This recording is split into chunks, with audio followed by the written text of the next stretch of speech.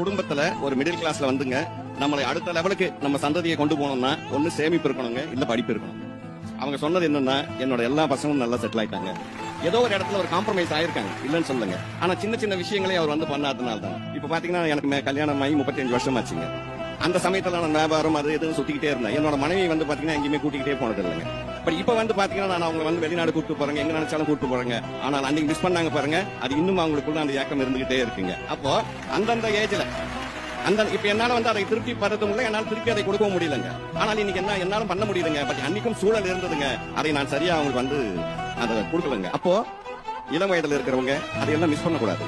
அதே மாதிரி பணம் இருக்கும்போது சேமிச்சிட்டால் நம்ம கொஞ்சம் நாள் கழிச்சு கூட சந்தோஷமா இருக்கலாம். நம்ம இந்த சந்தோஷத்தை சில இடத்துல இழந்தால் கூட நம்ம சந்ததியை வந்து நம்மளை நம்பிதான் அந்த சந்ததி வந்திருக்குங்க.